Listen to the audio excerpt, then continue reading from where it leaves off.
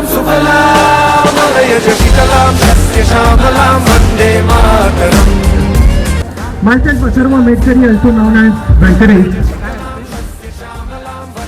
स्वराज्य हा माझा जन्मसिद्ध हक्क आहे आणि तो मी मिळवणार आहे.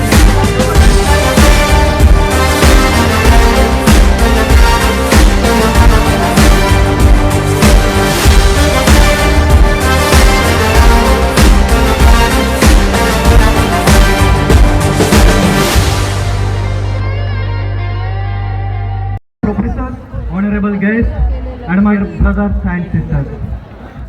Myself Sarva Medkari, also known as Venkatesh.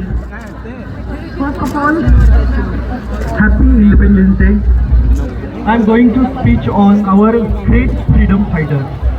Freedom fighters struggled to make our country free from the Britishers and sacrificed their lives for the country. They devoted their entire life for the freedom of our country. As a result of their struggles, India got independence from British rule on 15 August 1947. Hence, in this day, we not only celebrate our independence, but we also dignify to those who fought for it. We tribute our great freedom fighter. Let me remind you, freedom fighters, of their bravery, of their patriotism. Lokmanya Tilak. कोण होते लोकमान्य टिळक? स्वराज्य हा माझा जन्मसिद्ध हक्क आहे आणि तो मी मिळवणार. सिंहगर्जनक करणारा महापुरुष म्हणजे लोकमान्य विनायक दामोदर सावरकर. कोण होते सावरकर? ने मदतीने परत मातृभूमीला सागरा प्राण तळमळला हे काव्य लिहून काढणारे महापुरुष म्हणजे Veer Savarkar. Vallabhbhai Patel, Mangal Pandey, Bhagat Singh, Netaji Subhashchandra Bose, Dadabhai Naoroji, and so many freedom fighters who directly and indirectly participated in the freedom movement. I think that these freedom fighters, the source of inspiration, the source of energy for all of them is the only one personality, that is Chhatrapati Shivaji Maharaj. And Chhatrapati Shivaji Maharaj gave happiness to the people by getting freedom from Mughal. Also, these freedom fighters must have got the strength to fight against the Britishers from शिवचरित्र.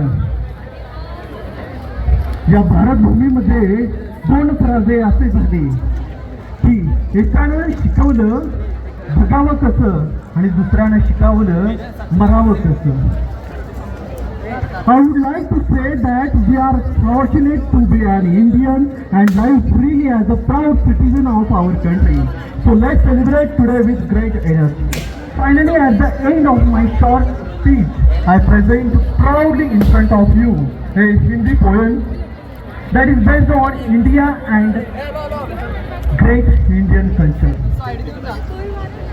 मैं आज बताना चाहता हूँ कि हम किस भारत से आते हैं और जितनी बार मैं कहूँगा मैं, उसका मतलब रहेगा मैं और आप. तो सुनिए, मैं उस भारत से आता हूँ जिसके ओठों पे गंगा और हाथों में तिरंगा है.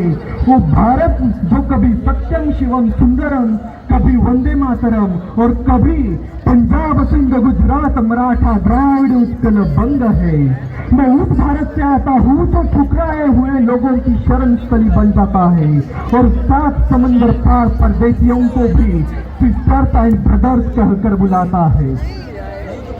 मैं उस भारत से आता हूँ जिसने विश्व को हिंसक देश और कर्मयोग सिखाया, लेकिन खुद कभी अपना पराया नहीं सीख पाया. वो सुधैव कुटुंबकम के सिद्धांत पर जिया. मेरा भारत ओ नीलकंठ है जिसने खुद विष पी के दूसरों को अमृत दान किया. मेरा भारत कर्मण्यवाद का रस्ते गाता है, तीनों लोगों का स्वामी होके भी माखन चुराता है और महाअवतार होके भी माँ के हाथों मार खाता है. मैं गौतम के भारत से आता हूँ जहाँ जनहित के लिए एक राजपुत्र सन्यासी हो जाता है. मैं राम के भारत से आता हूँ जहाँ पिता की एक बात पर बेटा सिंहासन त्याग कर वनवासी हो जाता है. मैं छत्रपति शिवाजी महाराज के भारत से आता हूँ जहाँ यौवन के अत्याचार को रोक कर स्वराज्य निर्माण हो जाता है. मैं उस भारत से आता हूँ जो स्त्री को उसके स्वाभिमान से पहचानता है. मेरा भारत आकाश सा बलवान है, फिर भी धरती सा धैर्यवान है। मेरा भारत प्रेम का पुण्यलोक है, अहिंसा का जन्म स्थान है, लेकिन नारी का अनादर हो जाए तो हमारा बच्चा बच्चा अभिमान है। पढ़ो हमारा इतिहास जो हमारे मस्तक पर छिपा है। एक दुशासन ने हमारी बेटी की आंचल क्या खींच लिया, हमने 100 भाइयों की चिता जला दी। एक रावण ने हमारी माँ का हरण क्या किया, हमने पूरे राक्षस कुल की लंका लगा दी। मैं उस भारत से आता हूँ तो ना कभी रुका, ना झुका, ना डरा। मैं उस भारत से आता हूँ जो वीरता की वसुंधरा है। आज अपना परिचय इसलिए दिया क्योंकि प्रणाम करके परिचय देना हम भारतवासियों की परंपरा है। धन्यवाद। जय हिंद, जय महाराष्ट्र, जय भारत, वंदे मातरम। Thank you so much.